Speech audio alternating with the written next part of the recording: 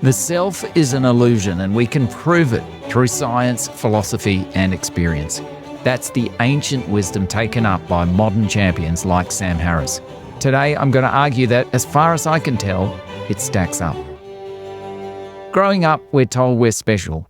Awards are liberally spread around primary schools to ensure children maintain a sense of their own specialness. The lesson of almost every kid's book and movie is that being true to yourself will lead to success. Why? Because you are inherently excellent.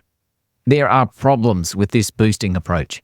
As kids move into high school, the data comes in and it doesn't look good. You're no longer among the fastest, smartest, and most loved. With digital networks, comparison expands to include billions of people. As an adult, it turns out you're not so exceptional after all. The dissonance is jarring. Therapists say many people develop a low opinion of themselves but keep it secret. Many ping-pong manically between the intuition of exceptionalism and the facts of mediocrity. I know from experience how that feels, but there may be a way out. A simple but extreme mental intervention. There's an ancient line of philosophy that denies the reality of the self.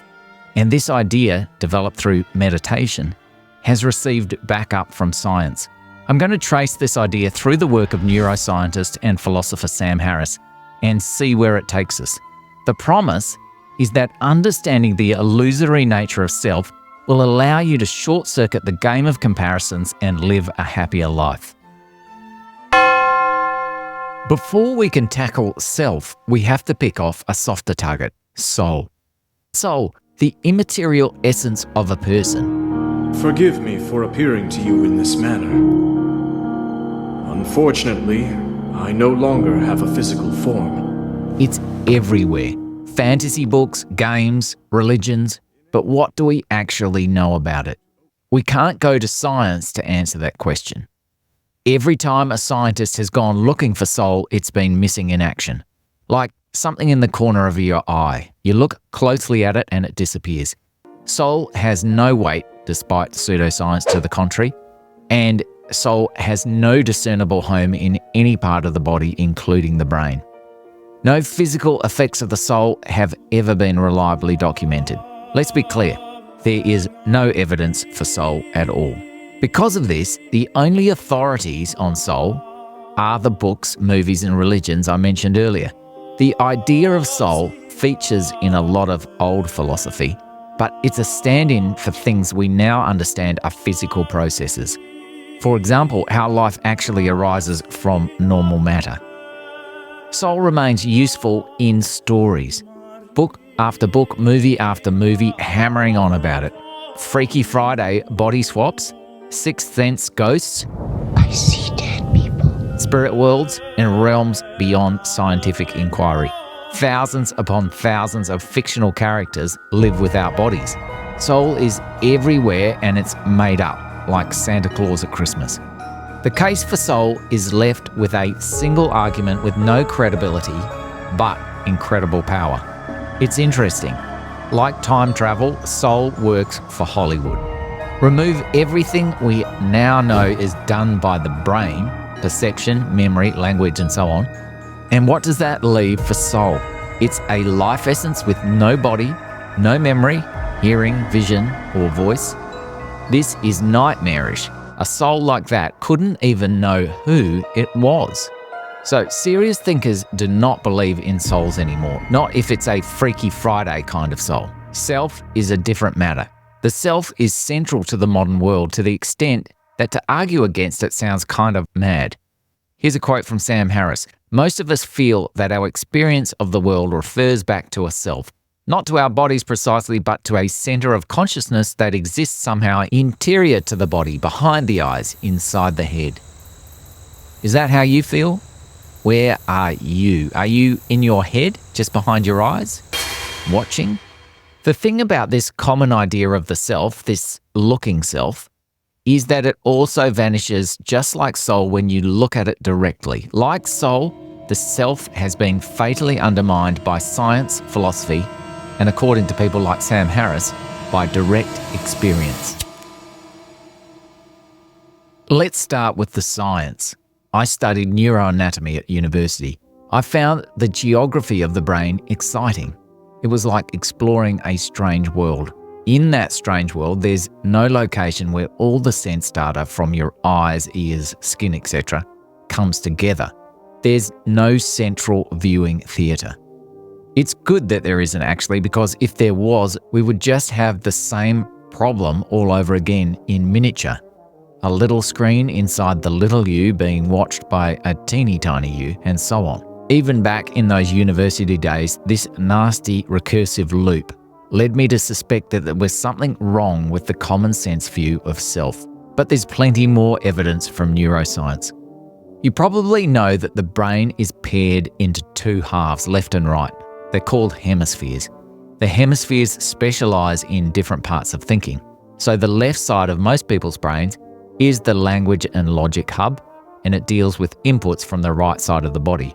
The right side of the brain deals with inputs from the left side of the body, and it does more of the emotional and creative thinking work, again, in most people. The hemispheres are joined by the corpus callosum, a massive bundle of nerves which shuttles signals back and forth furiously. Some of the strangest findings about how the brain works come from people who have had their corpus callosum chopped as a treatment for severe epilepsy. Given what we know about head injuries, you might think that destroying the major connection in the brain would be catastrophic. I know left hemisphere and right hemisphere now are working independent of each other, but you don't notice it. But weirdly, people who have had the chop seem to be more or less normal at first. If you look a bit closer and study these people, you find something very strange going on. At the heart of this strangeness is the fact that the separated hemispheres of the brain seem to be independently conscious. You can see this when the left and right brains of a split brain patient are provided with different information that only they know. Just look at this example. This is split brain patient Joe with neuroscientist Michael Gazzaniga. Joe correctly identifies and says words seen by his left brain, but cannot say the word pan, which is only shown to his non-verbal right brain. However, he can draw the pan with the hand controlled by the right brain. The left and right hemispheres of the split brainer don't know what the other is thinking. Sometimes they bicker and literally engage in a tug-of-war between hands. In one case, a child's left brain wanted to be a draftsman, a sensible choice, while his right brain wanted to be a racing car driver.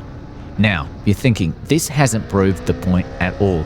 All it means that, as Harris says in this quote, the human mind and consciousness can be divided with a knife. The self has become two selves. It's simple, right? Well, actually, no. Which half of the poor split brainers is the real person? If your brain were divided, which half would you be? Your emotional creative side or the side that does all the talking? And what does the process of division feel like? What happens the moment the cut is made?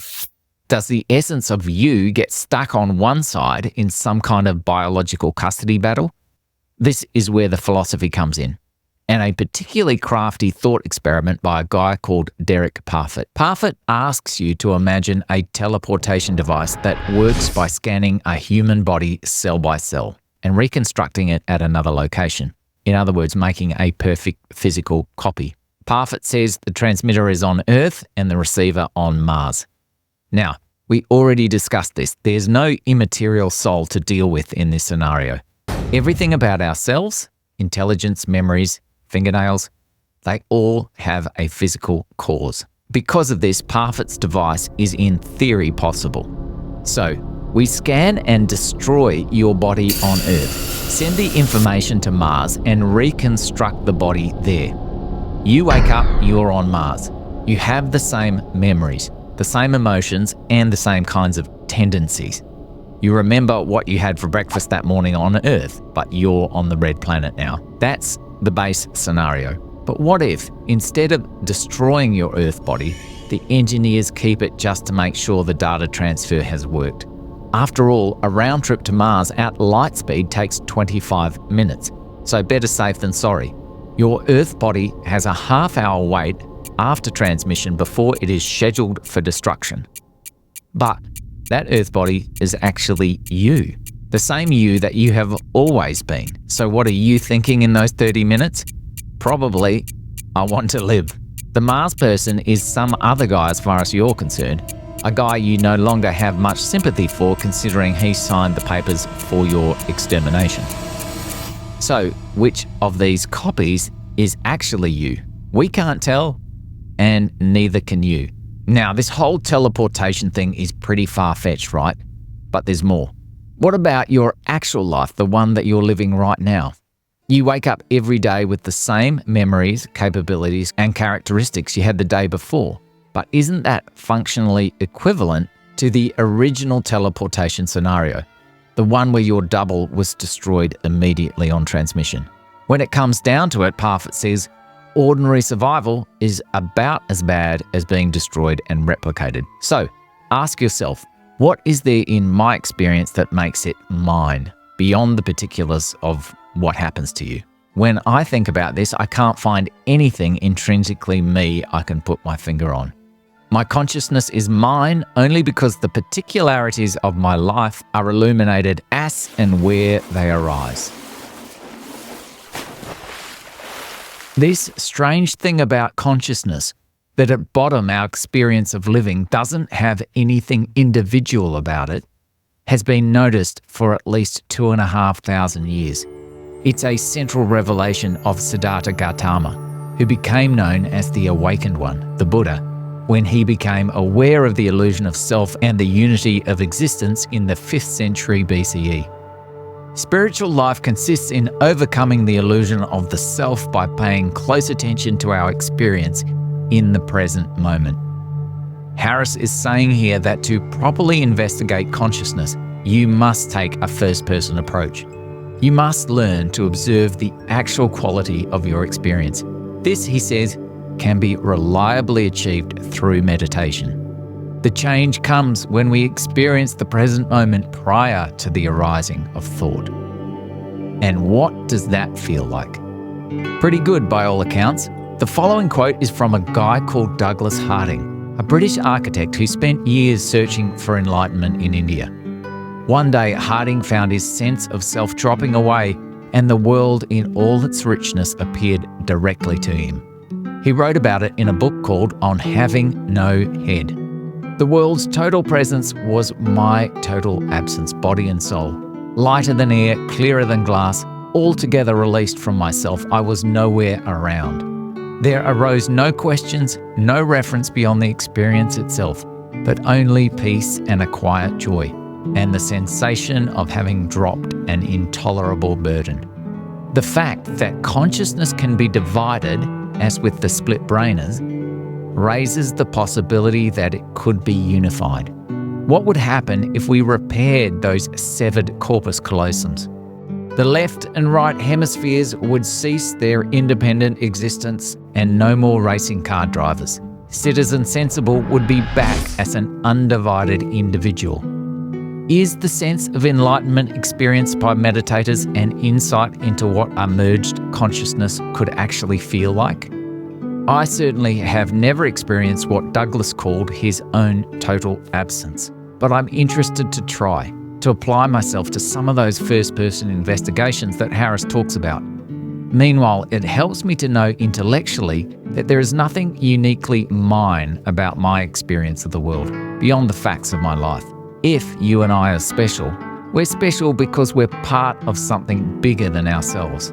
And that feels like a better foundation for happiness than needing to be exceptional.